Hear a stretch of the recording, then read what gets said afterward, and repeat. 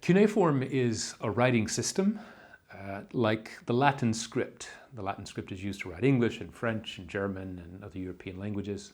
And in a similar way, cuneiform could be used to write multiple languages. It was used to write the language of Akkadian, which we'll look at in a moment. Cuneiform was written by scribes with a stylus, and they impressed different combinations of wedges created by the end of the stylus into wet clay to produce signs. Each sign in cuneiform indicates either a syllable or a word. So, for example, the sign that you see here can be read as a syllable, sha, or it can be read as a word, meaning to place. Now, we're going to see this sign in the passage we're about to look at. This passage is written in the cuneiform script in the Akkadian language. This is the language that the Babylonians and Assyrians spoke.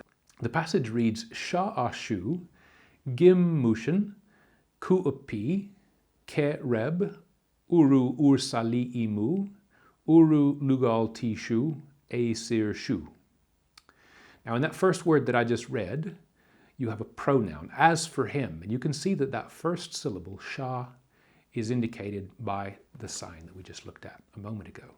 It makes up a complete word with the other two syllables, sha, shu, as for him. Now, what I just read means, as for him, like a bird of a cage, in the midst of Jerusalem, the city of his kingship, I confined him.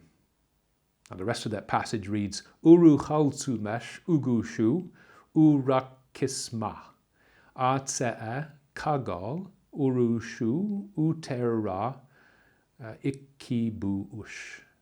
And we can translate, fortifications against him I constructed, and going out of the gate of his city I turned into a forbidden thing. Now, this passage is from a passage about the siege of Jerusalem in 701 BC. You may remember having read about this in the Bible in 2 Kings 18 and 19. Sennacherib, the king of Assyria, comes to the gates of Jerusalem and he tries to talk the Judahites down from resisting him. And he surrounds Jerusalem and he sets up fortifications and he keeps people from going in and out. You can read the text there in your Bible. This passage is a parallel text from the point of view of Sennacherib himself. It uses an image, the bird of a cage, the bird in the cage, to portray Hezekiah, the king of Judah, as being caught in Jerusalem, unable to get in and get out. And you can see some of the literary fabric of these royal inscriptions of Sennacherib.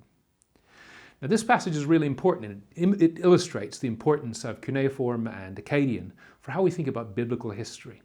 This passage is the Assyrian point of view on the same event that we find also in the Bible in 2 Kings 18 and 19. And together, it gives a complementary perspective on a really important biblical event. It occurs 3 times in the Bible, in 2 Kings and Isaiah and 2 Chronicles.